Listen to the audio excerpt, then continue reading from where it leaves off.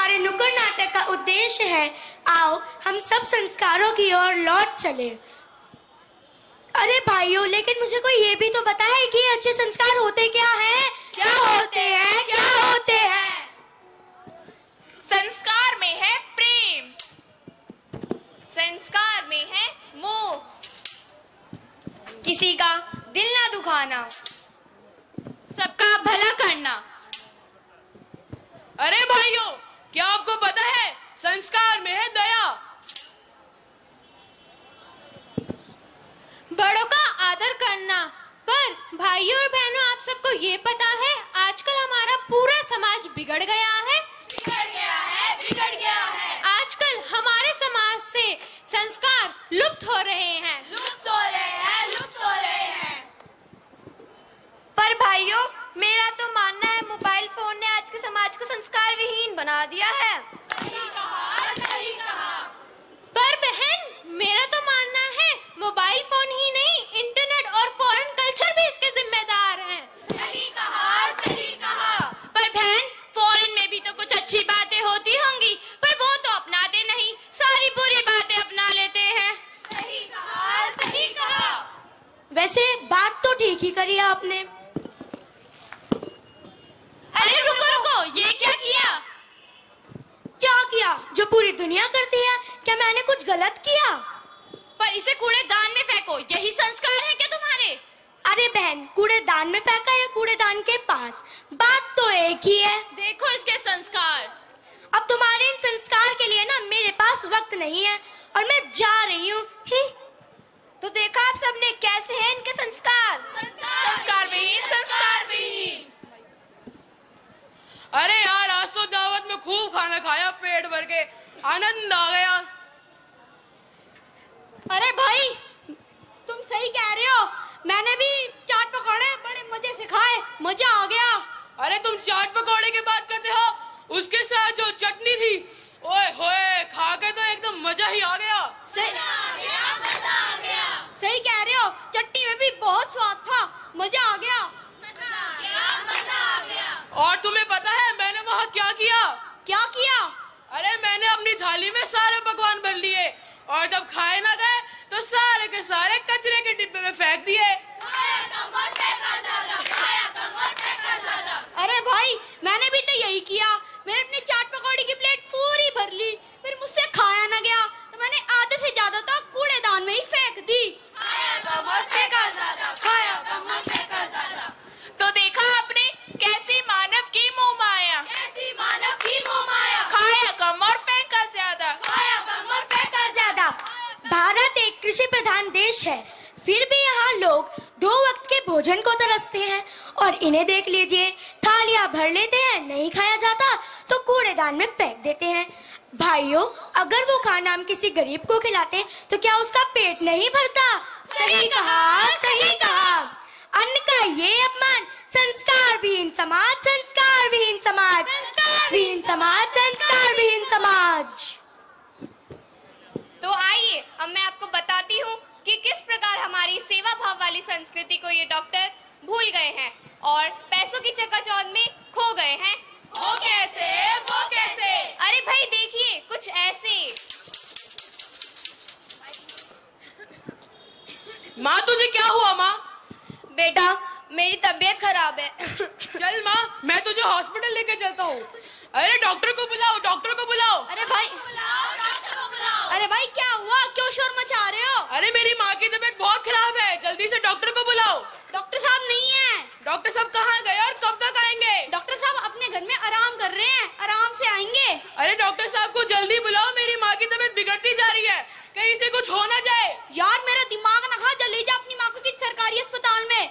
माँ, तुझे क्या हुआ? माँ, तो देखा आपने, करुणा के भाव क्यों हो गए हैं गुम, इंसानियत से क्यों हो गए हैं हम दूर, कहाँ है हमारे संस्कार, क्यों हो गए हैं हम इनसे दूर।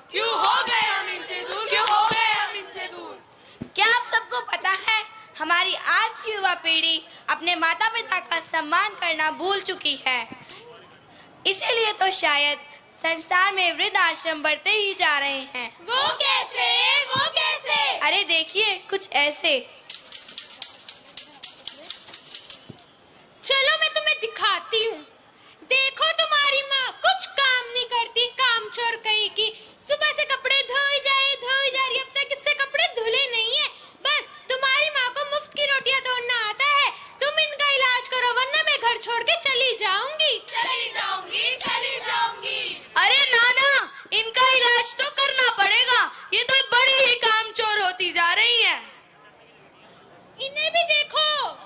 अरे पिताजी, आप सुबह से बैठे अखबार पढ़ रहे हो, जाओ मेरे कपड़े प्रेस करवा लो, स्कूल से बच्चों को ले आओ। क्या आपके पास कोई और काम नहीं है?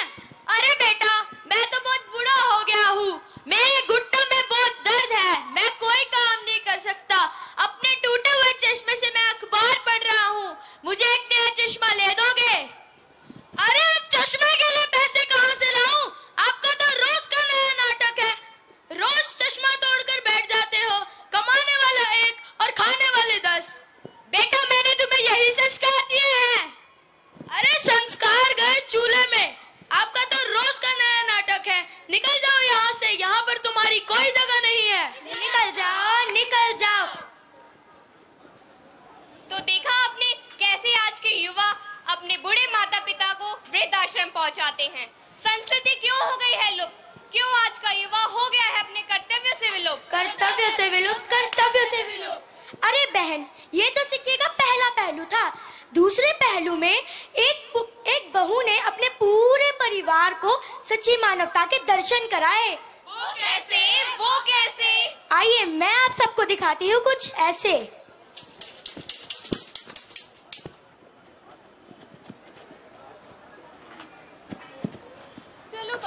चलो बहू मंदिर चलते हैं। चलिए माता जी, चलते हैं।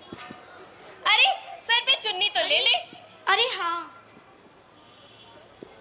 चलिए माता जी, चलते हैं। चलो। अरे माता जी, शेर ध्यान से चलिए, खा जाएगा। अरे पगली, वो तो पत्थर का शेर है, वो थोड़ी ना कुछ करेगा। अच्छा, तो ये कुछ नहीं करेगा तो चलिए। अरे माता जी, गाय देखिए, मैं बाल्टी ले आती हूँ, दूध निकालने के काम आएगी।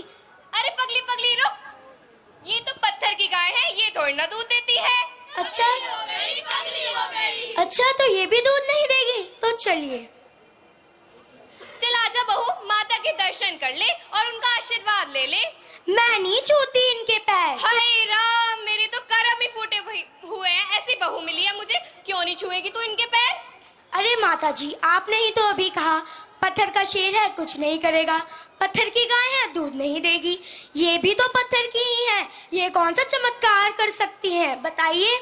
मेरे लिए तो आप ही मेरी सच्ची माँ है, मैं तो सिर्फ आपके ही चरण छूऊंगी। सच में बहू, तूने तो मेरी आंखें खोल दी, मुझे तेरे पे गर्व है। चल चल बहू चल। चलिए माँ जी। तो देखा आपने किस प्रकार एक बहू ने अपने माता की आंखें खोल दी, सच्ची ईश्वर व मानवता के दर्शन कराए। माता पिता की सेवा ही सच्ची सेवा है। सही कहा, सही कहा।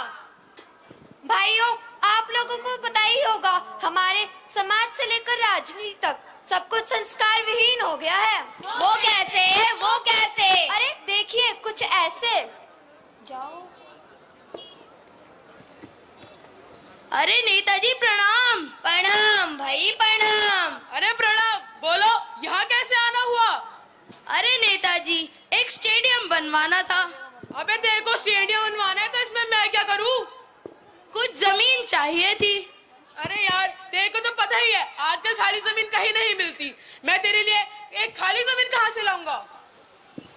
अरे आप मुझे जमीन दोगे, मैं आपको जुबान दूंगा, मुंह मांगी कीमत भी तो दूंगा। मुंह मांगी कीमत, मुंह मांगी कीमत। क्या क्या कहा तूने? तू मुझे मुंह मांगी कीमत देगा? अरे हाँ। रुक, फिर थोड़ी देर मेरे को सोच ले रहे। ठीक है, पीछे गरीबों की झोपड़ी है, उड़ा दे उन झोपड़ियों को, बना ले अपना स्टेडियम। अरे नेताजी, इससे कोई खतरा तो नहीं होगा? अरे किस बात का खतरा?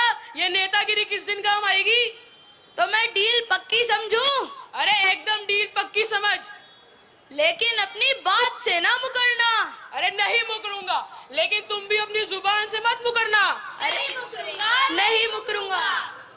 तो मैं डील पक्की समझूं? अरे एकदम पक्की समझ। देखा आपने कैसे है ये नेता जो गरीबों का उड़ाते हैं मजाक?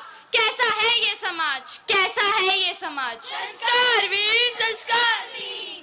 अगर ये समाज ऐसे ही चलता रहा तो इसका खात्मा निश्चित है, निश्चित है, निश्चित है। आपको पता है भाइयों, संस्कार विहीन मनुष्य एक पशु के समान है, जिसके जीवन का सिर्फ एक ही उद्देश्य है, खाओ पियो और मौज करो। खाओ पियो और मौज करो।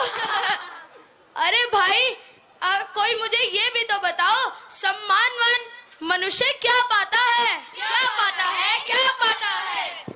संस्कारवान मनुष्य आदर पाता है और सम्मानित होता है। सही कहा, सही कहा। आपने पंक्ति तो सुनी ही होगी, जैसी संगति बैठी है वैसा ही फल पाए। अग्नि की संगति सोने ने की तो कुंदन बन जाता है, अर्थात अच्छी संगति से बुरे संस्कारवान लोग भी अच्छे हो जाते हैं। सही कहा, सही कहा। संस्कारहीन मनुष्य कागज के फूल के समान है। जिस प्रकार एक तालाब की शोभा कमल से होती है, सभा की शोभा श्रोता से होती है, घर की शोभा नारी से होती है, उसी प्रकार एक मनुष्य शोभनीय तब होता है जब वह संस्कारित होता है। सही कहा, सही कहा। आपने यह गाना तो सुना ही होगा, सत्यम शिवम सुंदरम। यदि आप अपने परिवार को सत्यम शिवम सुंदरम बनाना चाहते हैं तो आप सभी को अनुशासन सिखाएं और बड़ों के आगे का पालन करना सिखाएं। यदि आप इन गुणों को अपनाएंगे तो आप अपने परिवार को आदर्श परिवार और संस्कारवान परिवार बना